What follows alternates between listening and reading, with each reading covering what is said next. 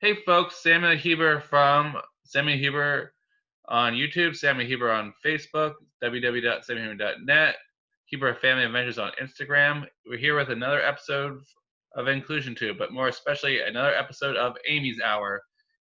For those of you who don't know, Amy is one of the co-founders of Inclusion Festival, and I'm running the official YouTube page of Inclusion Festival, which is called Inclusion Tube. Amy's going to update us on the latest on Inclusion Festival and then tell us a bit about her job in the field and how we can learn to do some of the tricks that she teaches at home with our kiddos. Amy, what's going on with Inclusion Fest? Hi, Sam. Thanks so much for having me back on Amy's Hour and Inclusion Tube. The latest news with Inclusion Festival is that this year's festival is going to be presented virtually. We're going to be having Inclusion Festival online August 21st, 22nd, and 23rd. That's the same weekend that Inclusion Festival live at Montage Mountain would have been this year. But we're really excited by the opportunity to try this new format and to bring together like-minded individuals from all different parts of the country, probably amplifying more voices and showcasing more types of assistive technology and ways to include in this new digital space. We're also, of course, disappointed to not get to be together with everyone in person because there's no replacement to that kind of experience. But we're focusing on the positive and that there's going to be value to this different one. Awesome. Can you go into detail of what the plans are so far, but how can we include someone who, say, is like blind or deaf? For those who don't know, Inclusion Fest is not just about autism, it's about any able body or anybody is included. However, you can include so many different kinds of people in a virtual festival of all places. That's a great question. And at this stage, that's something that we are very much still discussing and working on. This year's festivals is presented by Accessible Festivals, which is a nonprofit organization dedicated to making recreation and leisure accessible to all people. Our founder is helping to bring together the founder of Accessible Festivals, is helping to bring together many different like-minded people and leaders in the entertainment industry to discuss what best practices are, and we're hoping to showcase them at Inclusion Festival once we've explored all the options. But to make that more concrete, the things that we're talking about is the use of ASL and captioning, making sure that a text reader could capture all of the content that we have presented in images, being really clear about our schedules, and offering social stories and other types of supports and ideas for participating on and off the screen. There's going to be content that you can benefit just from listening to, as well as watching. So we're just going to be thinking about all of the different senses and all of the different ways to access something, and what kinds of accommodations we can offer and recommend. And that's still evolving exactly what that'll look like, but we're going to do our best and get advice from the best in this field. All right, excellent. What kind of guests are you hoping to get for this virtual festival? Because unlike the past two festivals, the beautiful thing about virtual festivals, you can get people like in Argentina, New Zealand, anywhere in the world, really. Are you looking to branch out all over the world for anyone who's interested in performing, hosting a workshop? Well, we're going to start with our community and then branch out from there. But yes, welcoming people from all different locations and thinking a lot bigger than we were able to think when we had to be mindful of the location, the physical location. Another thing that we think is really important, which we've strived to do, from the beginning, is to represent a lot of diversity in the people on our lineup. We've historically had a lot of women. We've had people with disabilities as performers, but we'd like to do even more to include more differently abled people, more people of color, and just other voices and other types of diversity to help educate us and to help really capture all of the aspects of inclusion. Mm-hmm. and that's the beauty of this festival, folks, is that everyone, no matter who you are, where you come from, what you believe, you're welcome at Inclusion Fest, as long as you're respectful of other people's differences. And that's, I think, another great definition of Inclusion Fest: the celebration of differences. Um, so, what else is going on with Inclusion Fest besides taking on this massive project of creating the first virtual uh, able body festival? Well, just like a lot of the music industry did yesterday, we participated in Blackout Tuesday, and we voiced the need to take a pause. And we're going to continue doing that. We're not going to post our regularly scheduled content this week on inclusion zones. Instead, we're going to direct our followers to different sites, different feeds and voices, social media accounts and blogs, where they can learn more about people of color and learn more about what they can do to help this movement that's going on right now. So we feel that, self-care and mental health is so important for everyone, but which is, more like the content that we normally offer. But we want to take this pause and take the time for ourselves as well to learn about how we could be better advocates and be more inclusive given the current situation. That's really great that you are showing respect for this situation, and such a positive one, because there's just so much chaos going around with what we should be saying, what we shouldn't be saying about what's happening all over the world now with what's going on with the whole Floyd situation. And I think that's a big thing, is to make our world more inclusive rather than us versus them. So that's really cool that you've incorporated the festival spirit into this whole protest, uh, and creating a safe space for people to come and find information. Why do you think that is so important to you to create such a space, instead of just being like, F the police? Well, I mean, everyone's a human first and foremost, and everyone has a story and a perspective and a reason why they feel the way that they feel.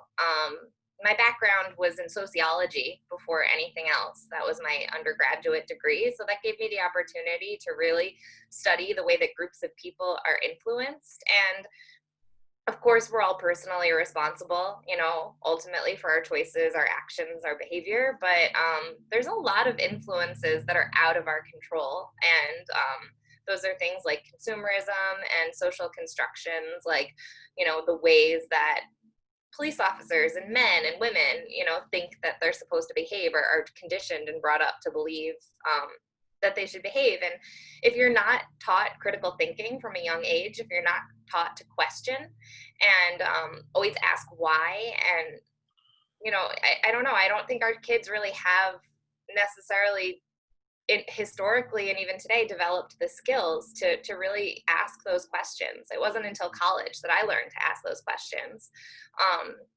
And in my work now, I think that critical thinking and problem solving and social emotional learning is the most important. And there's a lot of research to back that up, that those skills are much more successful for our health and our happiness and our well-being as individuals and a society. So that's why I think it's so important. I think that, the people that are acting in ways that are really disappointing to so many right now, I don't know if they are really thinking about it, if they've been taught to think about, I think some people are just acting and reacting. And Mm-hmm.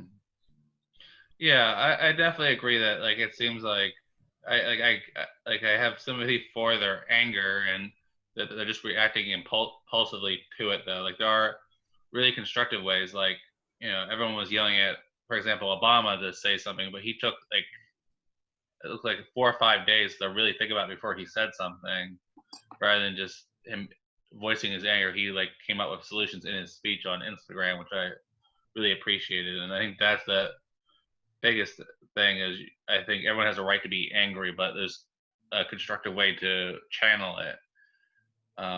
especially with the gift of having free social media and so many free computer programs where you can create creative ways to voice your concerns and, like you said, learn how to express, uh, good social thinking and problem solving. Because like a lot of the great protests in the world that are working now, like the one in Egypt a couple years ago, worked because people utilized social media to communicate with each other. And I think that's the biggest thing. They come together through festivals and communicating and meeting other people like-minded in a peaceful way. It's so important, especially with how crazy things are right now. Um, and you spoke about your job, and one of the big things that we talked about prior to this Amy's Hour is learning to do therapies at home. Can you go into how you're helping families with your job and how families can start using the techniques that you teach at home in case they don't have access to their therapist? Yeah, sure. I've actually, so I'm a speech language therapist, and I've actually been really pleasantly surprised at the success of the online therapy sessions that I've conducted. Um, I happen to work primarily with adults on the autism spectrum in this platform, and that works really well. I have a few kids on my caseload as well, and for adults, I'll go to both. Adults are many of them are able to engage with me, some with support and some without support, and um, but for kids, it's been more parent coaching and talking to parents about what they can do at home and how they can support their kids' language development. And, for kids and adults, it's kind of the same answer. It's through play, it's through enjoyable activities. So, whatever that looks like, child's play looks different than adult play, but we all need to engage in activities that, that light us up, that create this spark, this interest, that, make us feel like we're in flow. That's one of my favorite words. Flow, the official definition of flow is to be actively engaged in an activity that's not too hard, but just a little bit challenging, like a just right challenge, and makes you just like willfully actively engaged. You want to be doing it, you're enjoying it. It's just a little challenging, but not too challenging that it discourages you. So whatever that is, if it's building blocks or cooking or gardening or playing with a pet or playing with a blanket, and rolling it up, whatever it is for each individual that, gets that spark. I think that's the space for families to try to find every day with their loved ones. And from there, that's where language really develops, because that's when we're motivated to communicate and connect. Yeah, I think that's perfect play because, like, yeah, I think the biggest thing, especially for parents out there, is remember that even if your kids are autistic or bipolar or whatever is going on with them, just remember that even in these times, they are children, and the way that they want to engage is through play. That it is really hard to get your child to sit down for even 5 minutes to participate in learning anything. But if you can make it, take like teaching them, if you're teaching them to count, take 20 of their favorite toys and have them count the toys as they're playing with it. In context learning is so key to engage that spark. Instead of like teaching them something like algebra, which not many people in this world have interest in, and but if you can No. put algebra in with sports cars, like get creative with it, and that makes it fun for you, the parent too. Like keeps you, it allows you to embrace your creative side. Um, Yeah, exactly. I think taking the pressure off those traditionally academic tasks. That's the other thing I'm finding is I do some work and consulting with families who homeschool and who have homeschooled before all of this. And what we've found is that you can move through academic lessons much more quickly than you could in a school setting. What might be an hour-long math class in school is a 20-minute lesson at home with that one-on-one attention. And that's, for some it's 5 minutes, for some 10 or 20 is really like our maximum amount of focus on a task without a break, for many people of all ages. So, not expecting schooling to take as long as it does. And then also, I think more important than that is being mindful of how much you can learn in everyday activities. Mhm.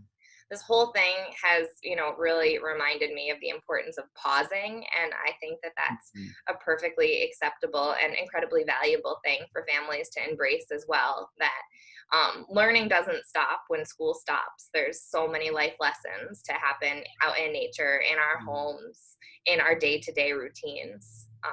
So connecting over those routines and through play and through enjoyable activities is the most important thing. So that's what I've been trying to impart on the families that I work with, and it's been going really well when they embrace those ideas. And I see like this sigh of relief, like, oh, it's not that much. Like I don't have to become a teacher exactly. Yeah, I really dug what you're saying. I mean, it definitely. What's funny about it, I was just thinking about listening to you, is it's actually a very old school approach. Um, Teaching your children as you're doing your daily activities, like taking your child along as you fix the kitchen sink or go grocery shopping. And a lot of times I hear parents complain, I don't have time to teach my kid life skills. They want someone like Amy to be like, come into my house and teach them. I don't have time. Like, you do have time. The key is just bringing them along with you, even if it takes you 5 days to fix that kitchen sink because your child, has reached their focus limit of 5 minutes or 2 minutes. Let it be that, because allow your child to pick up on these life skills, and that's how really humans have been doing it since the dawn of time. Like, I'm going to go plow the field. Come with me and learn how to plow it too. And that way, it doesn't have to be planned. It's a more organic kind of learning, which I think is very important, especially for the autistic community that's so used to structure. That life isn't always structured. That life gets disrupted, and that's the biggest case here. First with COVID-19, and then with the whole Floyd situation. Is things constantly make us take a moment to pause and reevaluate what's actually important. Um, Yeah, definitely. so, what's your advice to parents on how to increase your child's attention span, or like go from, say, 1 minute of hard work to 20 minutes? Because often our kiddos, especially ones with ADD, ADHD, autism, other learning differences, only have, like you said, like that small threshold. How can you build that muscle? Yeah, that's a great question. So you just mentioned flexibility and wanting to stick to a schedule. I'm a big fan of schedules, especially for the autism population, because they can really help us know what to expect. And I'm sitting next to you. I mean, I have my planner right next to me, open to my page. Like I can't, really function without looking at it. It's in boxes. Um, However, I think that schedules can exist and also be extremely flexible. Um, and that's how I've always used them as an educator, as a therapist. So think of words like movement or outside time or Mhm. um, chore or table work. In this way, if you set these goals and these times to work on, an activity that, fits into a category without saying exactly what it's going to be, and maybe as a parent or myself as a teacher and therapist, not even knowing exactly what I'm going to do, working one-on-one and in small groups, I have the luxury of doing a lot of improvising, but I imagine that parents could do that a lot right now too. So if you have something that's vague, like movement or outside, then you can kind of go with the flow of what's happening in your household, what you as the adult need, and what you perceive your child needs at that time.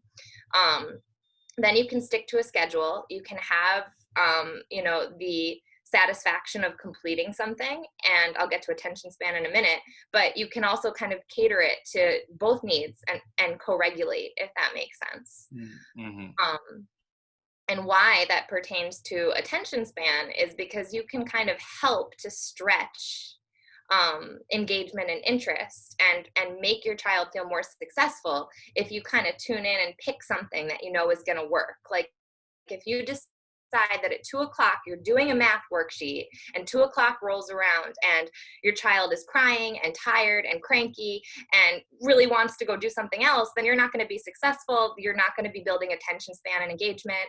But if you wrote table work and your child is, cranky and having trouble focusing, but you get out Play-Doh and you put it on the table, or clay for an older child, whatever, now you have something sensory. Now you have something that can allow you to use your muscles in a different way. And then maybe you can help him or her regulate and stretch attention and focus with an activity that you selected based on what was going on in that moment.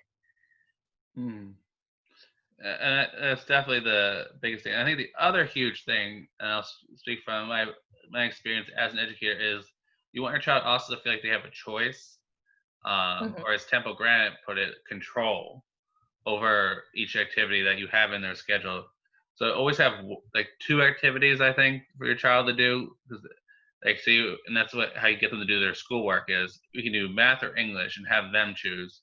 Okay, they chose English right now, and then the next thing, we can do outside time or math, but eventually you get to the topic is allowing the child to choose, and it allows the schedule to be more flexible.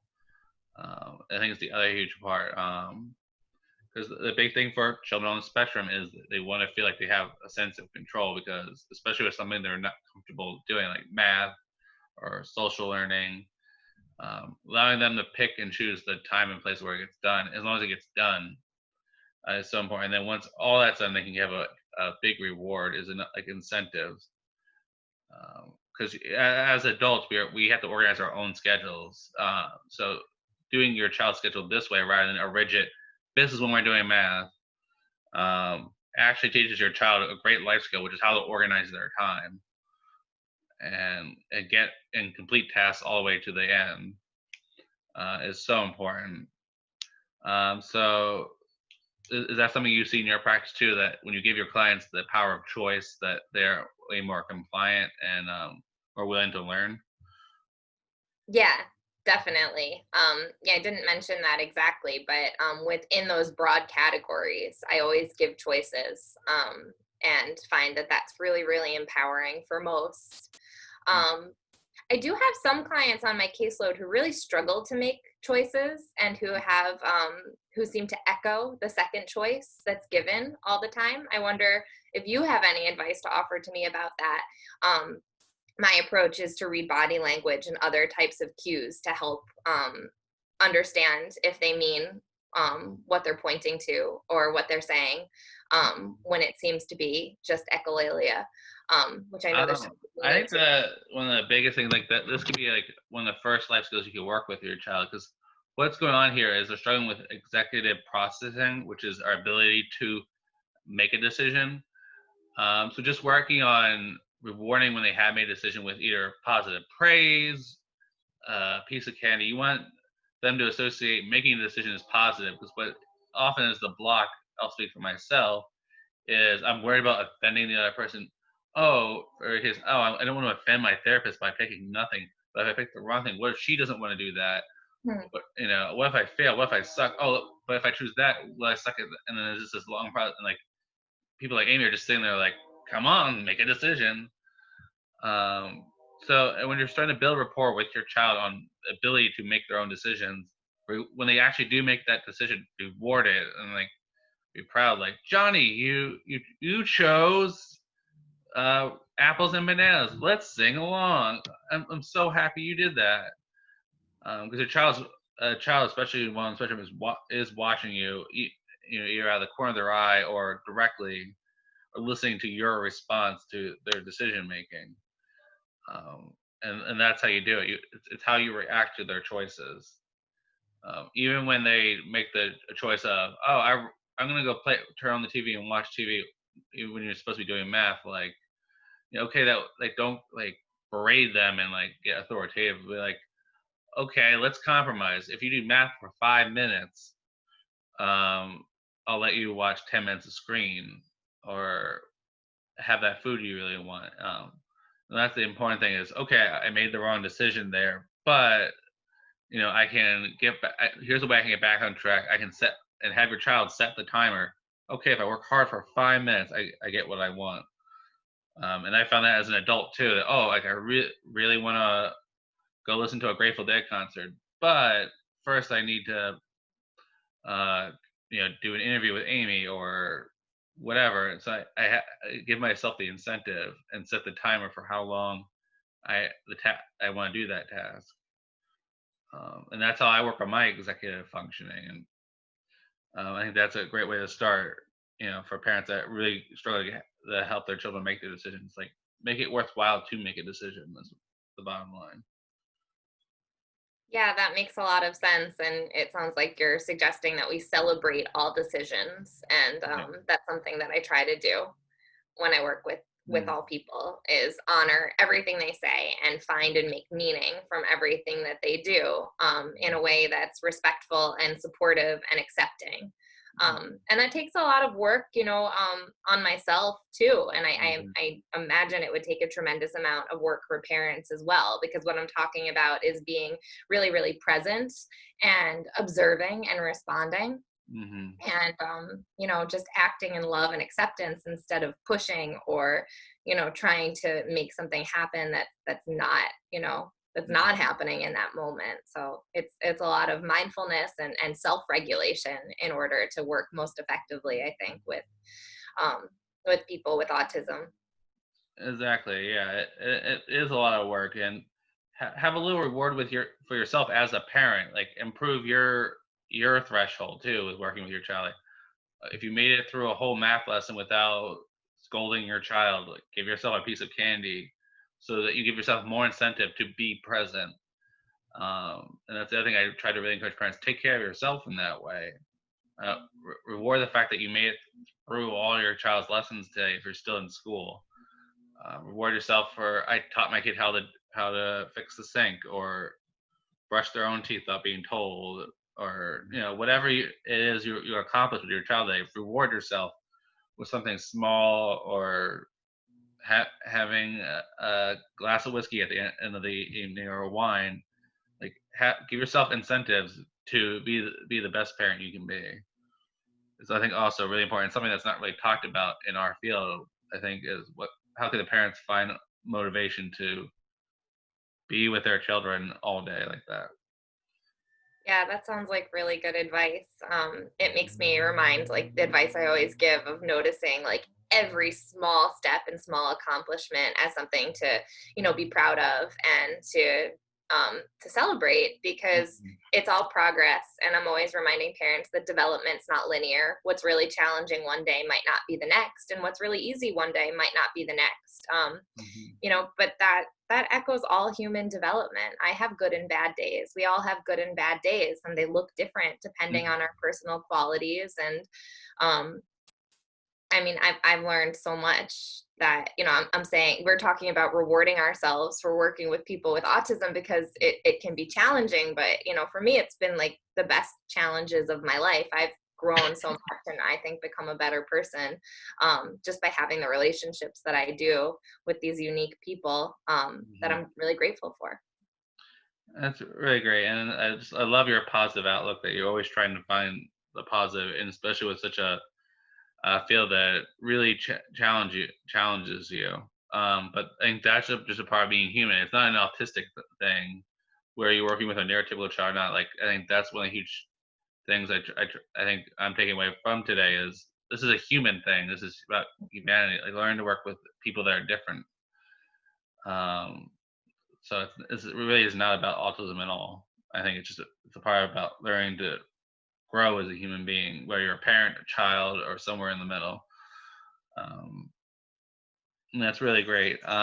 Before I let you go, Amy, is there anything else you want to tell the folks about Inclusion Fest, about yourself, about your business, like how they can contact you if they want to book a session, or um, anything at all that's on your mind? Because this is Amy's hour after all. Sure, you can follow Inclusion Festival on Facebook or Instagram at Inclusion Fest. You may already know that. We'll be sharing information there about Inclusion Festival online, so on all those platforms. So stay tuned. And if you'd like to learn more about the therapy services that I provide, that is circlesofcommunication.com. And Circles of Communication on Facebook. And I'd be happy to have a conversation with anyone and to offer advice or any kind of coaching with your child and you. All right, excellent, Amy. Okay, folks, this has been another Amy's Hour. Join us next month for the following episode. There's more to come from Inclusion Tube and so much more as we develop our things for this new online festival. Amy, thank you so much for coming on the show today. Folks, this has been Amy's Hour. Amy and Sam signing off. Thanks, Sam.